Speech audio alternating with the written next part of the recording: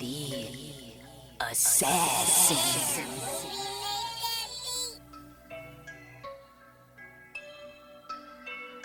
You know I break necks, call me Jack Tate. I have no regrets while your life is fading. I'm a crazy fuck equivalent to Satan. When I'm behind the mic, I feel like the greatest. You know I break necks, call me Jack Tate. I have no regrets while your life is fading. I'm a crazy fuck equivalent to Satan. When I'm behind the mic, I feel like the greatest. What up, y'all? You're listening to Sports Talk with Tropp, and I'm your host, Katie Tropp. Well, here we are, Week 1 NFL Power Rankings, first one of the season. But, first Wednesday show of the season, so always got to love it, because that means we got tons of football ahead. But let's go ahead and talk about Monday Night Football before we get into the NFL Power Rankings this week. We had another great game to end the week. It actually didn't start out that way. It looked like it was going to be a slow-moving game. Actually, it started out with the Bears coming right at the gate, scoring 7 points. It was like, oh, damn, are the Bears going to light them up? And then it turned out to just be a very slow-moving game until the second half. And then it started to get moving, and then the Minnesota Vikings actually made a huge comeback on the Chicago Bears and got the win 27-24. It's J.J. McCarthy's first start. Last year was his rookie season, but he didn't get to play at all because he tore his ACL in the preseason. I think actually in the first preseason game, if I remember correctly. So he really hasn't played at all. And so technically this was his first game. And I mean, when he first came out, he did not look good at all. As a matter of fact, even in the comeback, I would say there's tons of questions about him. I would actually say with both he and Caleb Williams, you look at them and you just go, wow, there's a lot of mechanical issues with the two of them. It's like when you're used to watching really excellent quarterback play, especially from guys like Josh Allen, Lamar Jackson, Patrick Mahomes, when you're watching those dudes and you're seeing excellent quarterback play, and then you turn to Williams and McCarthy and you're like, damn, those dudes have a lot of work to do. And that's not a diss at all. That's just, these are two young cats, and you just look at it and they got a lot of work to do. That's what coaching is for. That's what practice is for. But you could definitely see the cracks in McCarthy, especially when he came right up the gate and threw a pick six as well. So that wasn't good. But other than that, he was actually able to make a nice comeback. He's a rookie and went 13 for 20, 143 yards, two passing touchdowns, and one rushing touchdown. So he actually did have a huge game, even though he had some mistakes as well. And then you turn to the Chicago Bears side, and their offense started out solid on that first drive, and it was a struggle for the rest of the way. And so I kind of felt like that was going to be an issue for the Bears all season. I felt like they were going to be a team that needs to just get going, and then they might have some decent wins here and there, and they might be more of a second half team rather than a first half team this year. But that definitely showed in this one, and they definitely have a lot of growing pains on the offensive side of the ball. But the defensive side of the ball had zero issues. They look like the good old Chicago Bears defense of old. So that's how Monday Night Football went this week. So let's get right into the Top 10 NFL Power Rankings for Week 1. And if you don't know, I do my power rankings a little bit different than most other NFL power rankings or other sources that do power rankings. Is that most of them, they consider this week their Week 2 NFL power rankings. No, I actually go by the week it was. Because in my opinion, I'm looking at this past week plus whatever was beforehand. And since it was just Week 1, this is my Week 1 NFL Power Rankings. I also don't expect a lot of these teams to really stick around because, it's only Week 1. I picked mostly all teams that got a win this week because they got a win. There's only one team in here that did not get a win, and that's because I just could not put them on the list because they're that good. But there are a few of these teams on here who I wouldn't be shocked if they end up falling out at some point. But then again, there's some of them in here I look at, and they could end up being in this top 10 all season long. So let's get it started with number 1. I've got the Buffalo Bills. Of course, they're 1-0 on the season. They had probably the best win of the season or of the week, and they did it all. They came back. They did it with defense. They did it with offense. Of course, their star player, Josh Allen, he showed out and showed up when he had to. And they all just made the big plays when they had to. Good coaching in the end. And so they just looked like the best overall team, got the best overall win. They beat a legitimate team in the Baltimore Ravens. So I had to put them at number 1 this week. Wouldn't be shocked if this is a team that we're talking about all season long, though. Then at number 2, I have the Philadelphia Eagles. Not only are they the defending Super Bowl champions, but they got a win, of course, and they look like the same high-powered offense that they were last season. Jalen Hurts had a phenomenal game. Saquon Barkley, he looked like he's pretty much unstoppable again. The only thing that stopped Saquon are injuries, so that's just about it with him. Then we didn't get to really see A.J. Brown really do anything in this last game, so they still have him. And they looked great offensively. Don't know what we're going to get from them defensively, but that offense still looked like the same high-powered offense that they were last season. Then at number 3 on my Tropp 10 NFL Power Rankings of the Los Angeles Chargers, they finally held on and did what you're supposed to do against the Kansas City Chiefs. I really wanted to believe that the Chargers are a team this year that could actually overtake the Chiefs in this division. I just wasn't able to take them yet because they have just yet to prove that they can hold on. In that first game, beating the Chiefs the way they did and holding on to that lead and never giving it up and never letting Patrick Mahomes get ahead of them, that makes me go, maybe this team could actually finally hold on and finally win this division. But it's just one game. It's just week 1. So we'll see. But they look pretty solid in that first game of the season. Then at number 4 in my Tropp 10 NFL Power Rankings of the Green Bay Packers, they got probably the biggest win of the week. It was not even close at all. They looked good on offense and defense, but still for me, this team, I still have actually a lot of questions with them on the offensive side of the ball, simply because I look at their wide receiver core and their tight ends, and they don't really have a lot of talent. And I kind of feel like if they go up against a really solid defense, they're going to get shut out. Now, they do have Josh Jacobs in the backfield. He's a nice weapon. But I don't think they have a lot of weapons for Jordan Love, and I kind of feel like that's going to be an issue as the season wears on. But in this game, they looked very solid. Then at number 5 on my Tropp 10 NFL Power Rankings of the Los Angeles Rams, they got a nice solid win over a solid Houston Texans team. They looked pretty solid on the offensive side. Matt Stafford was just wheeling and dealing. And then, of course, you've got Devontae Adams, his new weapon. But Puka Nacua and Williams in the backfield, they really showed out in this one. So the offense looks really solid. And then you turn to the defensive side of the ball, and they've got a young, hungry defense who could get at the quarterback really, really fast. And if they don't get at him, they're making him run around for his life and get rid of the ball quicker than he needs to. And the Rams are in a weak division, especially with all these injuries that the Niners suffered this week. I kind of feel like this division is going to be the Rams to lose because they have what seems to be the best team out of the 4. Then at number 6 on my Tropp 10 NFL Power Rankings of the Washington Commanders, looks like Deebo Samuel is fitting right in with this team.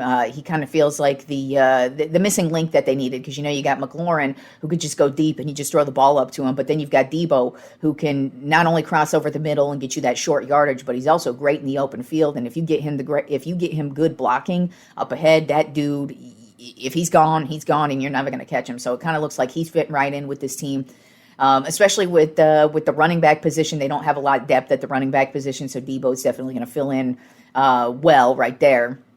And then Jaden Daniels, he just looked like he hadn't lost a step either. Doesn't look like he's going to suffer a sophomore slump, at least in week 1. It didn't look like it.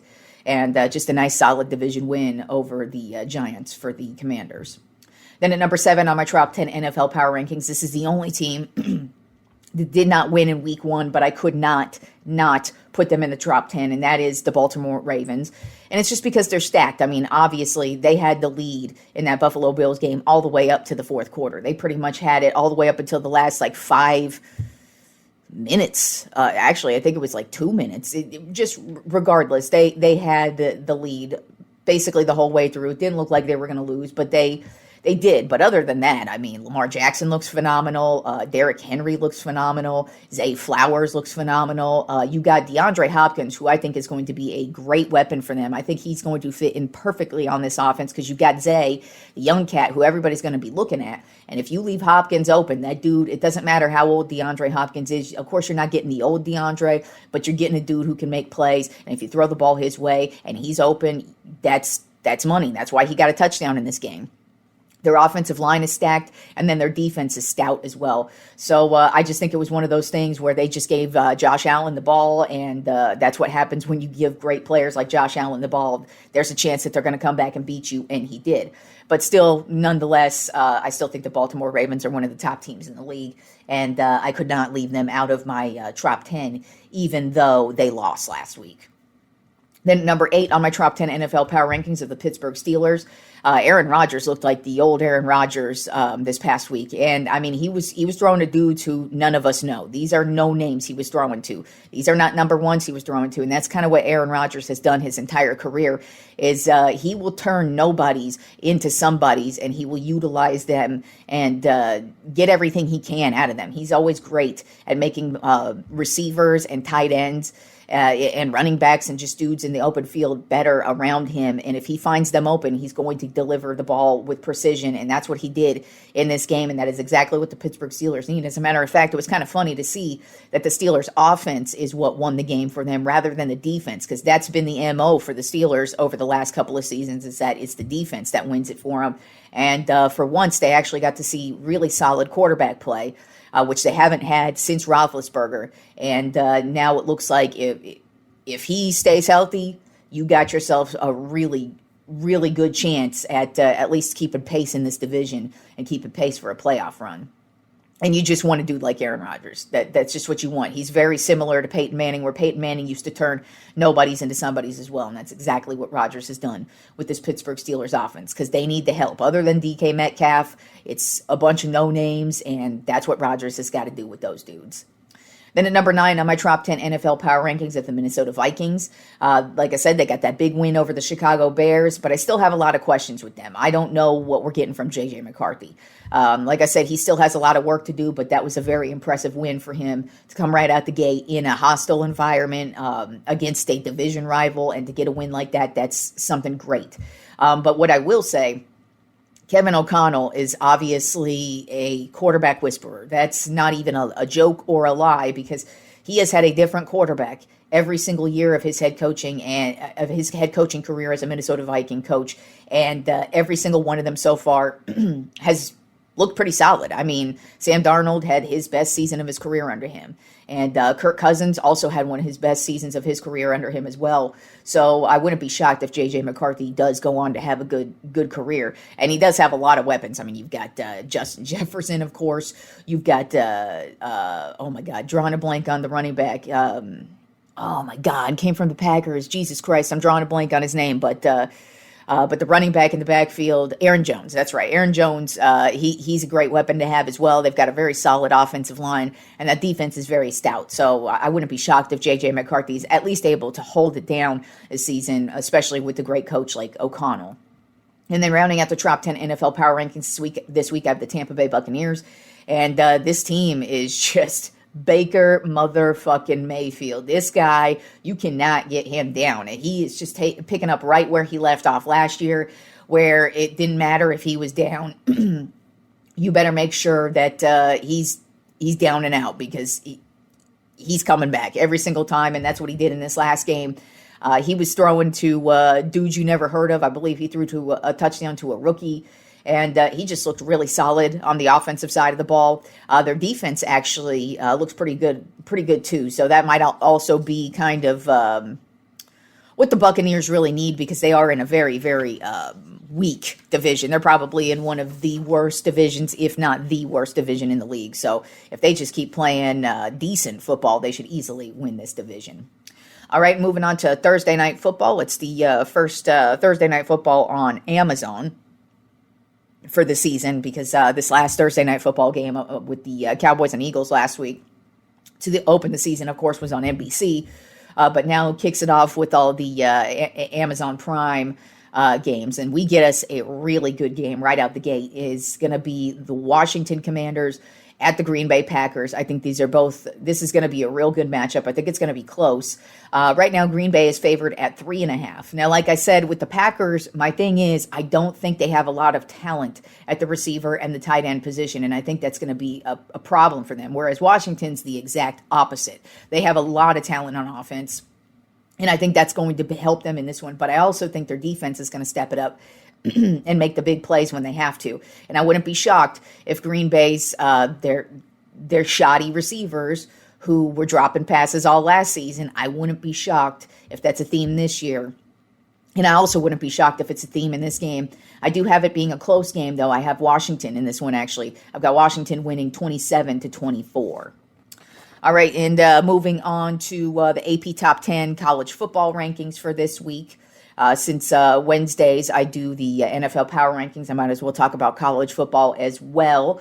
And at the beginning of the season, it's usually just meh, because, I mean, most of the teams, it's like you might play a good team here and there the first couple of weeks of the season, but for the most part, you're playing a lot of shit to pile up the season. So the AP Top 10 in college football this week is number 1 is Ohio State. They're 2-0 on the season. Number 2 is Penn State. They're also 2-0 on the season. Number 3 is LSU, who's 2-0 on the season. Making a jump up 2 spots this week at number 4 is Oregon. They're 2-0 on the season. Number 5 this week is Miami. They're 2-0 on the season, and they actually have a pretty solid game coming up this weekend against South Florida, who is ranked number 18. Then at number 6, we have Georgia, who's 2-0 on the season. They have themselves a big matchup as well against number 15 Tennessee this week.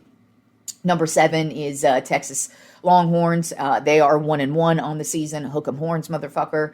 And then at number 8, we have Notre Dame, who is 0-1 on the season, and they play Texas A&M this week, which is going to be another big game because Texas A&M is ranked number 16, so we'll see if Notre Dame's able to survive that one. Number 9, Illinois at 2-0. They just moved up 2 spots. And then rounding at the number 10 spot in the AP College Top 10, moving up 4 spots, is Florida State at 2-0. All right, y'all. Enjoy the rest of the week of sports, and I will talk to you fools on Friday.